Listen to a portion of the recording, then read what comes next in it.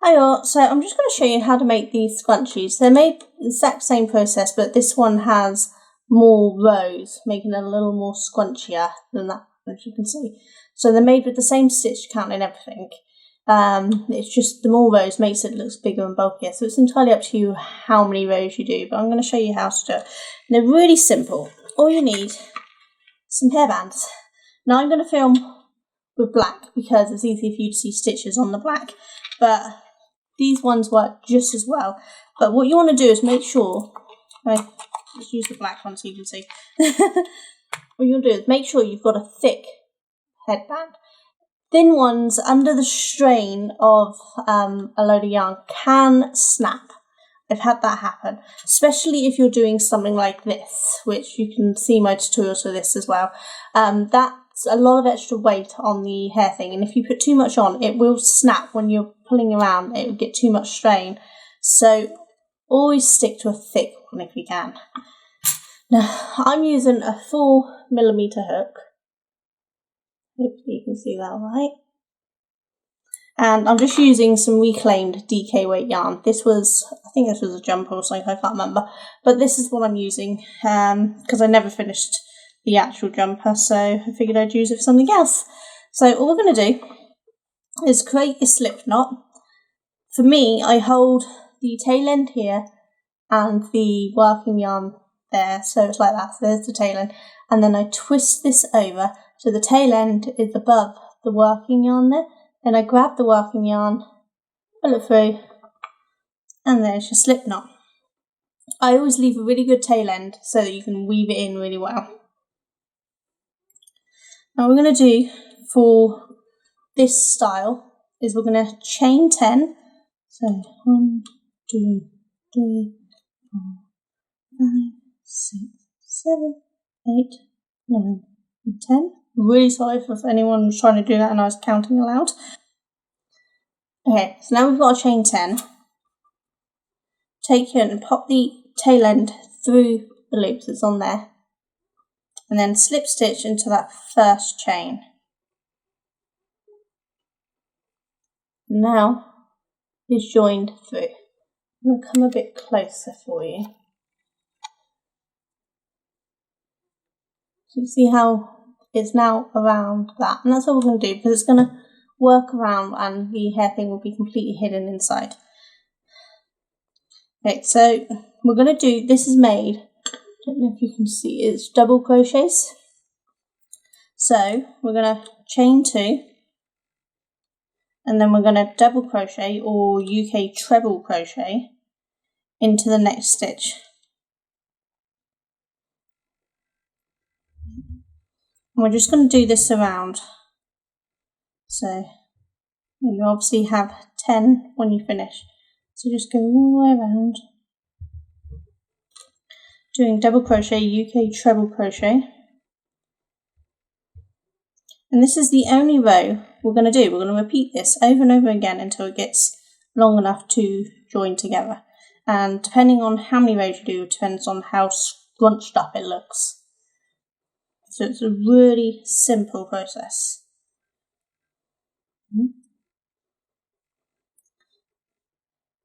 Even simpler if you don't have wrinkly yarn.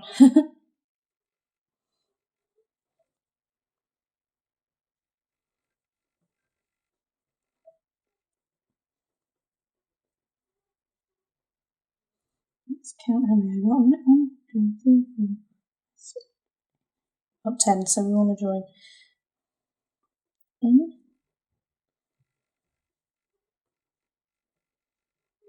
Oops, off camera, sorry. So there we go, there's our 10. So we're just going to do that again, so we're going to chain up 2. And then double crochet US, treble crochet UK into each stitch around again. And this is all it takes to keep making this scrunchie. So it's really simple. This style mimics, I don't know who remembers in the 80s, we had fabric ones. Well, this is basically the same thing. It was a strip of fabric that was longer than the entire circumference of a circle. This is where you find out my math no longer is any good. I used to be in top math group, now I suck. But anyway, around the whole strip. Make it longer and it makes it scrunchier. Well, it's the same thing, just a crochet version. So 1, 2, 3, 4, 5, 6, 7, 8, 9, and 10.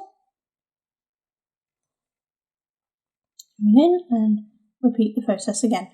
And we're just going to repeat this all the way along. So I'll probably speed through this because you don't need to see the whole thing being done over and over again, do you? But we're just going to do this all the way around until we get to the point that we get the nice scrunchy look. As I said, if you want it not so scrunchy and just a little wavy, you do less rows. If you want more, you do more rows. If you want more scrunchy, do more rows than that. You just don't want to overfill your scrunchy so that it's under strain. So I will show you when I get to the end of this how I decide how much to put on without straining the hair thing. It's pretty self-explanatory. You just want to make sure that it sits comfortably straight and this scrunches up rather than that there's so much scrunched up that it's now stretching it. You don't want to stretch it and put the hair thing under strain continuously. You just want the actual fabric to scrunch up. Okay, so I will do some more of this and speed through it, and you can check back in with me later.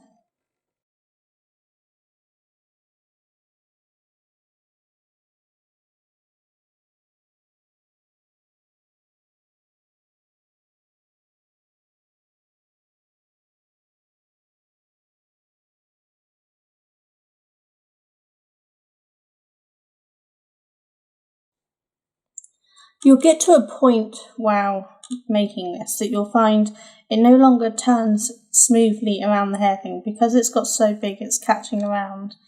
You'll have to start turning the crocheted item, the strip yourself. So just flick it around a couple of times and it brings the stitches back around where you need instead of trying to fit around the hair thing. So you just keep doing this. The longer your piece gets, the more you'll have to flick around because it won't move so smoothly. Just pull it around, find your ends. One more. And we're slip stitching into the top of the third chain and then chain 2 and then carrying on around.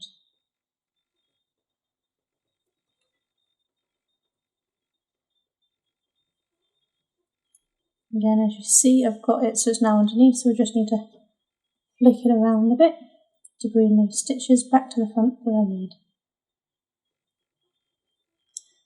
And it works up really quickly.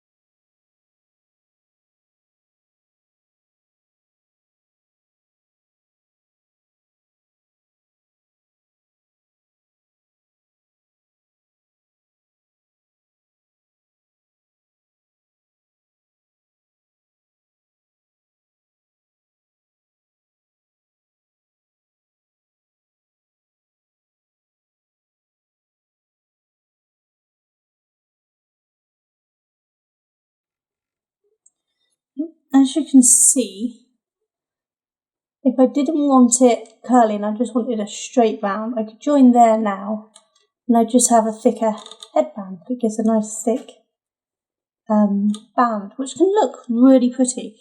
But if you want to have it more scrunchified, you'll now want to do extra rows and have this squished down a little, so leave more space. You see that? Now make it scrunch up, so now we'll refill in that gap with extra rows. This is your tail end. Your tail end will be woven in later, but just allow it to follow through your middle for now. And that just means it's easier to weave in from the inside side.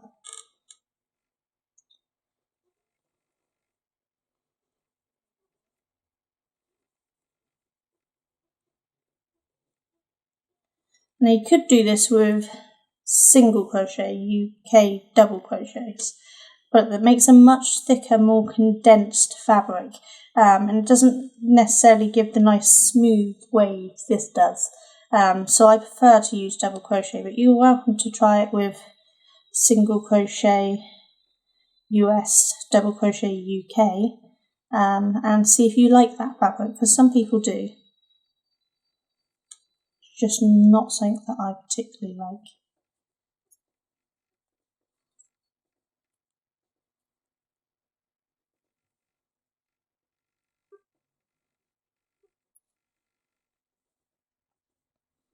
Be careful if your end tucks in to pull it out so that you're getting into the stitch and not accidentally going to the one below it. Because as this gets more full, it gets a little more fiddly to work with.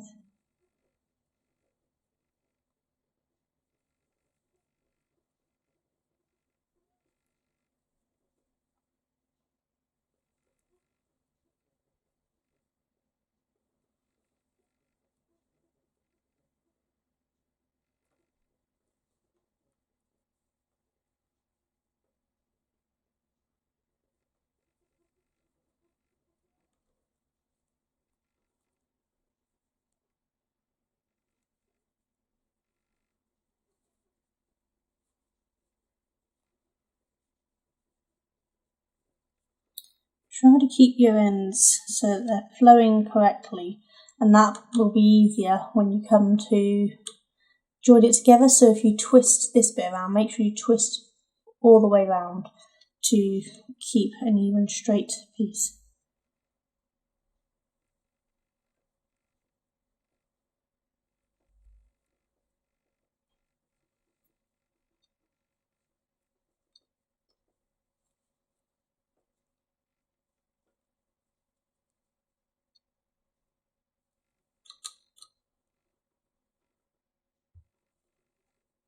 Now how many rows you do is entirely dependent on not only the size of the hair thing you use in the hairband, but also on your tension, because different people produce different length stitches for double crochet, depending if you have a tighter tension or a looser tension.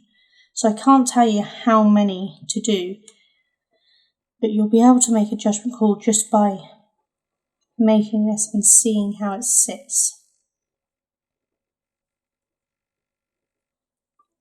You can see it's starting to get a little scrunchified, but it's still got a little way to go. It's only just starting to bunch up, so we still need a lot more rows on this one.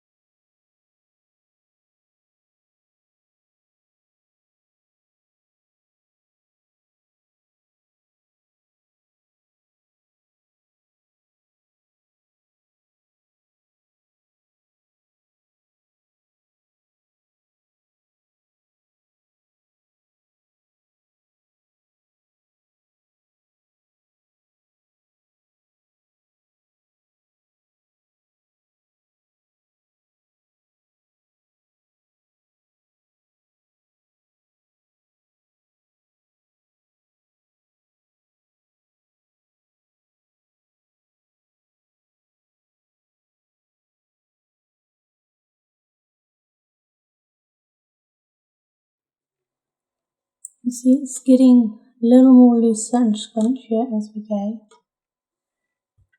For a few more rows, it's going to start looking like this. It's amazing how fast the scrunchiness will suddenly start to build up as it gets a little more compact.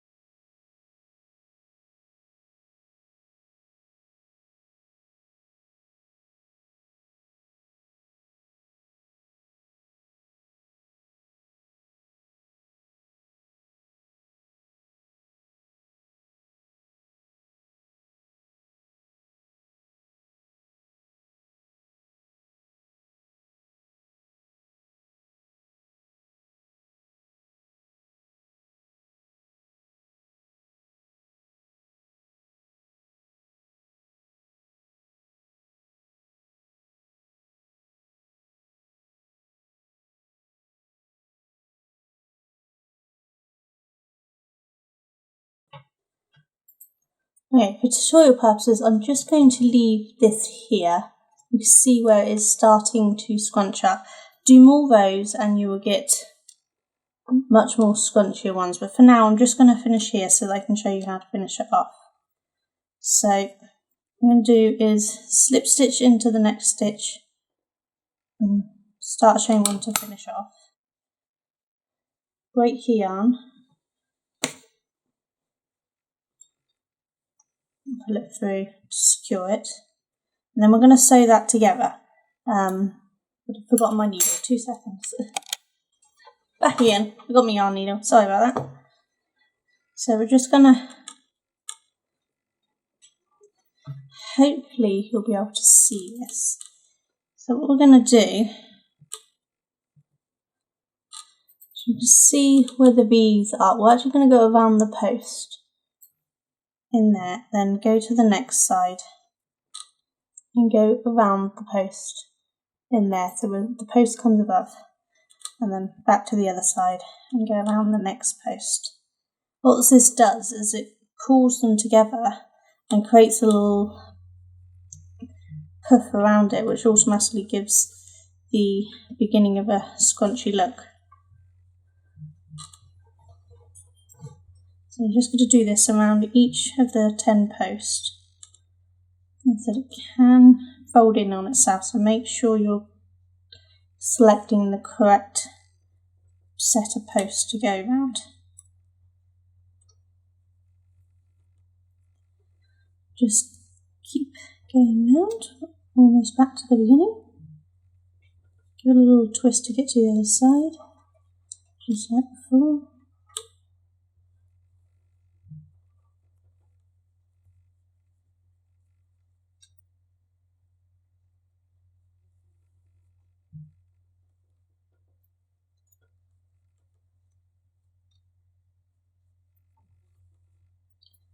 Doesn't matter if it's not perfect because no one's going to see, but try to keep it reasonably lined up.